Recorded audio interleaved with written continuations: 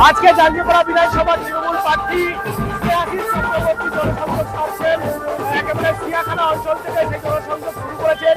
এই মুহূর্তে পাতুল হয়ে তিনি এগোচ্ছেন এবং দেখতে পাচ্ছি যে সামনের সারিতে বাইক রয়েছে, কর্মী সমর্থকরা বাইকের মধ্যে দলীয় পতাকা নিয়ে এগোচ্ছেন। তারপর দেখা যাচ্ছে শয়ে শয়ে টোটো, অটো এবং তারপর দেখা যাচ্ছে এই তৃণমূল প্রার্থী স্নেহাশিস চক্রবর্তী তিনিও হাত নাড়তে নাড়তে এগোচ্ছেন এবং সিয়াখালা অঞ্চল তৃণমূল কংগ্রেসের যারা রয়েছেন কর্মী সমর্থক তাকে এইভাবেই নিয়ে সিয়াখালা অঞ্চলের বিভিন্ন অংশে তারা আজকে জনসংযোগ সারছেন।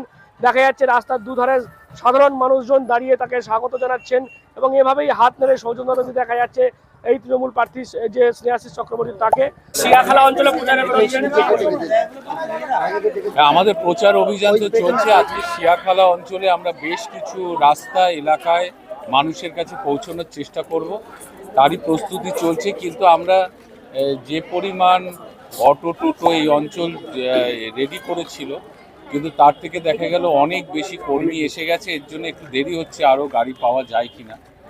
আমরা সিয়াখালা বিভিন্ন অঞ্চলে যাচ্ছি। সেটা হচ্ছে 26-এর এই নির্বাচন হচ্ছে বাংলা বিরোধী যে বিজেপি বাংলার 100 দিনের টাকা আটকে রেখেছে, বাংলার আবাস যোজনার টাকা, জল জীবন মিশনের টাকা আটকে রেখেছে এবং SIR এর মাধ্যমে যেভাবে বাংলার প্রকৃত ভোটারদের নাম বাদ দিয়ে দিয়েছে, অর্থাৎ সংবিধানসম্মত গণতান্ত্রিক অধিকার কেড়ে নিয়ে বাংলা দখল করতে চাইছে, সেই বাংলা বিরোধী বিজেপিকে বাংলা থেকে সমূলে উৎপাটিত করার এটা নির্বাচন।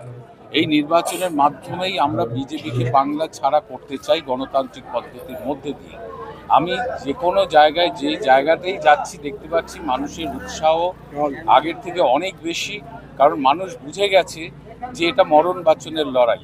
কারণ এই বিজেপি যদি ক্ষমতা একবার বাংলায় পেয়ে যায়, তাহলে বাংলার সংস্কৃতি, বাংলার কৃষ্টি সেগুলো যেমন নষ্ট করবে, তেমনি বাংলার মানুষের যে সম্প্রীতি আছে, হিন্দু মুসলমান সহ বিভিন্ন ধর্ম সম্প্রদায়ের মধ্যে সম্প্রীতি আছে, সেটাকেও এরা ভেঙে ছারখার করে দেবে। ফলে এই বিজেপিকে কোনোভাবেই যেভাবে 21-এ বর্জন করেছে মানুষ, 26-এ আরও বেশি বর্জন করবে বিজেপিকে, তারই প্রক্রিয়া চলছে। আজকে আপনারা বিরোধীরা তাদের প্রচারে কতগুলো বিষয় নিয়ে আসছে, যেমন জাঙ্গিপাড়া গ্রামীণ হাসপাতালের জন্য উন্নয়ন হয়নি। আপনি পরিবহনমন্ত্রী হওয়া সত্ত্বেও এলাকায় সঠিক মতো বাস পরিষেবা পাওয়া যায় না, 31 নম্বর বাস একদমই বন্ধ। এই বিষয়গুলো সামনে নিয়ে আসছে এবং তারা আরেকটা যেটা বলছে যে জাঙ্গিপাড়ার যে 10টা পঞ্চায়েত আছে সেই তুলনায় চণ্ডীতলার যে অংশটা পড়ছে সেই চণ্ডীতলা উন্নয়ন সেরকমভাবে আপনি করেন। হ্যাঁ, বিষয়টা হচ্ছে একটা করে বলি যে আমি যখন 2011 সালে যখন এখানে প্রার্থী হয়েছিলাম, বামফ্রন্ট সরকারের 34 বছরের শেষ বছর, শেষ ইলেকশন, এবং তখন এই জাঙ্গিপাড়া যে মূল জাঙ্গিপাড়া যাওয়া 3টে বড় বড় রাস্তা, একটা মোশার থেকে সীতাপুর হয়ে জাঙ্গিপাড়া যায়, শিয়াখালা থেকে আপনার ফুরফুরা হয়ে জাঙ্গিপাড়া, ওদিকে গজার মোড় থেকে তরান মোড় হয়ে জাঙ্গিপাড়া, এবং দেখবেন জাঙ্গিপাড়া থেকে রহিমপুর হয়ে বকপোতা, আবার ধরুন রহিমপুর হয়ে আটপুর রাজবলাট হয়ে তরার মোড়। এই যে বড় বড় রাস্তাগুলো ছিল, এগুলো সরু ছিল এবং ভাঙাচোরা ছিল, চলাচলের অযোগ্য ছিল। আমরা 15 বছরে সেই রাস্তাগুলোকে চওড়া করেছি, ঝা চকচকে করেছি, শক্ত করেছি। মানুষ সেটা দেখতে পাচ্ছে। এই যে আপনার যেটা চণ্ডীতলা থেকে যেটা চাপাডাঙ্গা রাস্তা, এটা আগে কি ছিল, 15 বছরে এর কি চেহারা হয়েছে আপনারা দেখতে পাচ্ছেন। সঙ্গে সঙ্গে জাঙ্গিপাড়ার যে রুরাল হসপিটাল ছিল, সেই রুরাল হসপিটাল অ্যাডভেস্টার ছিল, পলিস্তারা খসে পড়ছিল। সেই হাসপাতালকে আমরা বাউন্ডারি ওয়াল দিয়েছি, ঢালাই করেছি, টাইলস বসিয়েছি এবং 2017 সালে দেখবেন এটা মডেল রুরাল হসপিটাল হিসেবে স্বীকৃতি পেয়েছিল এবং ভারতবর্ষ থেকে স্বাস্থ্য দপ্তর থেকে 2টি রুরাল হসপিটালকে স্বীকৃতি দিয়েছিল, একটা জয়পুর এবং জাঙ্গিপাড়ার রুরাল হসপিটাল। তো সেই হসপিটালের আপগ্রেডেশন 30 বেড থেকে 60 বেড আমরা করেছি। মডেল থানা, একটা অ্যাডভেস্টারের থানা ছিল, মডেল থানা করেছে। ITI কলেজ হয়েছে, কিষাণ বাজার হয়েছে, সুইমিং পুল হয়েছে, পঞ্চায়েত সমিতির কমিউনিটি হলকে সংস্কার করা হয়েছে, ফ্ল্যাট সেন্টার হয়েছে। এই 15 বছরের মধ্যে এই পরিকাঠামোগুলো জাঙ্গিপাড়ায় গড়ে তুলেছে তৃণমূল পরিচালিত সরকার। আমি মানছি জাঙ্গিপাড়ার যে রুরাল হসপিটাল, যে রুরাল হসপিটাল একসময় মডেল হয়েছিল 5-7 বছর আগে, এই মুহূর্তে সেখানে ডাক্তারের একটা সমস্যার জন্য একটু ঘাটতি আছে, সেটাকে আমরা আবার পূরণ করে দিতে পারবো। কিন্তু যা কিছু আপগ্রেডেশন তৃণমূল সরকার করেছে, বামফ্রন্ট কিছুই করেনি। এটা একটা বিষয়। দ্বিতীয় হচ্ছে বাস পরিষেবার কথা যেটা বলছে, সেটা হচ্ছে জাঙ্গিপাড়ায় বামফ্রন্ট সরকারের সময় জাঙ্গিপাড়া থেকে সরকারি বাস ছিল কলকাতায়। আমি মন্ত্রী হওয়ার পর আমি 5টা জায়গা থেকে জাঙ্গিপাড়া ব্লকের সরকারি বাস দিয়েছি। একটা হচ্ছে রাজবলাট থেকে সরকারি বাস আছে, আটপুর থেকে সরকারি বাস আছে, রশিদপুর থেকে সরকারি বাস আছে, ফুলপুরা থেকে সরকারি বাস আছে এবং 31 নম্বর রুটে আমি একটা সরকারি বাস দিয়েছি। ফলে একটা ব্লকে 5টি অঞ্চল থেকে সরকারি বাস এর বেশি দেওয়া সম্ভব না। দ্বিতীয় হচ্ছে 31 নম্বর রুট যেটা জাঙ্গিপাড়া টু শ্রীরামপুর ছিল, দেখবেন এই রকম অনেক রুটে সারা বাংলা জুড়ে বেসরকারি বাস রুট বন্ধ হয়ে গেছে। কারণ হচ্ছে একটাই, যে এখানে এই 15 বছরের মধ্যে অজস্র টোটো, অটো, ম্যাজিক, ছোট গাড়ি এই রাস্তায় নেমে পড়েছে এবং বেকার যুবকরা সেই গাড়িগুলোকে নিয়ে পরিবহন সার্ভিস দিচ্ছে এবং সাধারণ মানুষ যারা শর্ট রুটের যাত্রী তারা এই গাড়িগুলোকে গ্রহণও করছে। এখন সেই কারণে বাস তার আকাঙ্ক্ষিত যে প্যাসেঞ্জার যেটা পেলে সে ডিজেল কস্ট তুলতে পারে, ইএমআই দিতে পারে, সেটা হারিয়েছে। ফলে বেসরকারি বাসগুলো সব বন্ধ হয়ে গেছে। আমি মন্ত্রী হওয়ার পর বেসরকারি বাস মালিকদের ডেকেছিলাম, ডেকে আমি তাদের বলেছিলাম যে আপনারা আবার 31 নম্বর রুটে বাস চালান, কিন্তু আমি পারমিট রিনিউ করে দিচ্ছি। তাদের বক্তব্য হচ্ছে যে দাদা, জাঙ্গিপাড়া থেকে শ্রীরামপুর পর্যন্ত এই যে দীর্ঘ রুট, এই রুটে অন্তত 2000 অটো, টোটো, ই রিক্সা আছে। আপনি যদি তাদের সরাতে পারেন তাহলে আমরা বাস চালাতে পারব, না হলে আমরা বাস চালাতে পারবো না।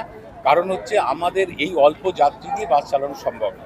এবার আপনাদের কাছে আমি প্রশ্ন রাখছি যে এই রুটে যে 2000 এর বেশি অটো, টোটো আছে, তারা প্রত্যেকে তাদের পরিবার আছে এবং সেই গাড়িগুলোকে গ্রহণ করেছে এলাকার সাধারণ মানুষ ছোট ছোট রুটে যাত্রীর জন্য।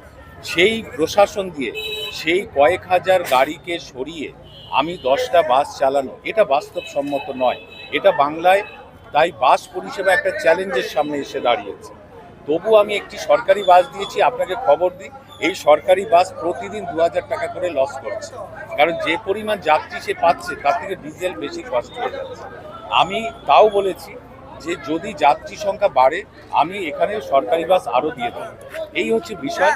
এছাড়াও আমি বলছি, বাস না চললেও আমি জাঙ্গিপাড়া থেকে শ্রীরামপুর যাওয়ার একটা আলাদা গাড়ি, সে গাড়ির নাম আমি বলছি না, সরাসরি যেতে পারবে, তার প্রায় পারমিট হয়ে আছে। আমি এটা চালু করলে জাঙ্গিপাড়া থেকে সরাসরি যারা শ্রীরামপুরে যায় তাদের সমস্যা মিটবে। কিন্তু মাঝখানে যারা মানুষ আছে তারা অটো, টোটোকেই ভালোবাসে, এটা আমি দূর করতে পারি না, এই হচ্ছে বিষয়। আর বলছিলাম যে আপনারা তো পরিবহন দপ্তর থেকে রেজিস্ট্রেশন করার বা নাম্বারিং দেওয়ার একটা ব্যবস্থা করেছিলেন, সেটা তো শেষ পর্যন্ত টোটো না, ওটার প্রক্রিয়াটা চলছে। ওটা আমি জুন মাস পর্যন্ত এক্সটেনশন করেছি।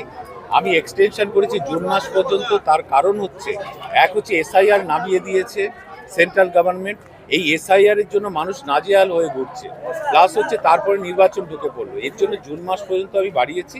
এটাই টোটো রেজিস্ট্রেশন হয়ে যাওয়ার পর আমার শিলিগুড়ি সহ আসানসোল, বর্ধমান যেখানে টোটো যানজট তৈরি করছে, সেটাকে আমি একটা ডিসিপ্লিন আনলেই টোটো সমস্যার সমাধান হবে। এবং এই যে জনসংযোগ, সেই জনসংযোগ থেকেই যেমনটা স্নেহাশিস চক্রবর্তী বলছেন যে এলাকার যেমন যাবতীয় কাজ তিনি করেছেন, বেশ কিছু কাজ এখনো বাকি রয়েছে, বিশেষ করে জাঙ্গিপাড়া গ্রামীণ হাসপাতালের উন্নয়ন, সেটাও তিনি করবেন এবং পরিবহন ব্যবস্থার উন্নয়নের ক্ষেত্রেও যথেষ্ট তিনি করেছেন এবং যেগুলো খামতি রয়েছে সেগুলোও নতুন করে যদি তাকে আশীর্বাদ করেন মানুষ, তিনি সেই কাজও সম্পূর্ণ করবেন এবং বাস নিয়ে যে সমস্যা 31 নম্বর রুটের, সেই সমস্যার সমাধানও তিনি করবেন। আজকের এই জনসংযোগ একেবারে সিয়াখালা অঞ্চল থেকে শুরু হয়ে এই মুহূর্তে পাটুল হয়ে আস্তে আস্তে এগোচ্ছে এবং হাজার হাজার কর্মী সমর্থক, বিশেষ করে দেখা যাচ্ছে যে টোটো, শয়ে টোটো, অটো এবং বাইকে করে কর্মী সমর্থকরা তারা কিন্তু এই মিছিল বা এই যে জনসংযোগ সেখানে তারা সামিল হয়েছে। সব মিলিয়ে দেখা যাচ্ছে যে নির্বাচন এগিয়ে আসছে এবং সেই জায়গাতে দাঁড়িয়ে যারা রয়েছেন বিভিন্ন রাজনৈতিক দলের তারা জনসংযোগে জোর দিচ্ছেন এবং প্রতিদিনই দেখা যাচ্ছে এই জাঙ্গিপাড়া বিধানসভা তৃণমূল প্রার্থী স্নেহাশিস চক্রবর্তী তিনিও জনসংযোগে জোর দিচ্ছেন। বিভিন্ন অঞ্চলের জনসংযোগ করার পর আজকে একেবারে সিয়াখালা অঞ্চলে তার জনসংযোগ রয়েছেন এবং দেখতে পাচ্ছেন এভাবেই শয়ে টোটো করে তিনি দেখা যাচ্ছে কর্মী সমর্থকদেরকে নিয়ে এভাবেই তারা কিন্তু এগোচ্ছে এবং যেমনটা স্নেহাশিস চক্রবর্তী বলছেন, জাঙ্গিপাড়ার উন্নয়নের ক্ষেত্রে যাবতীয় যা করার এই 15 বছরে তিনি করার চেষ্টা করেছেন, এরপরও যেগুলো বাকি রয়েছে সেগুলো নিশ্চিতভাবে তাকে মানুষ আশীর্বাদ করলে তাহলে সেই সমস্যা বা সেই বাকিগুলো রয়েছে উন্নয়নের ক্ষেত্রে সেগুলো তিনি করবেন, এমনটাই বলছেন আজকে জনসংযোগে বেরিয়ে এই তৃণমূল প্রার্থী জাঙ্গিপাড়ার স্নেহাশিস চক্রবর্তী। আপনারা কি বলবেন এই বিষয়ে নিয়ে অবশ্যই কমেন্ট করুন কমেন্ট বক্সে। এরকম আরও খবর পেতে নজর রাখুন ডিএনএন বাংলা। ডিএনএন বাংলা সবার মনে সবার ফোনে।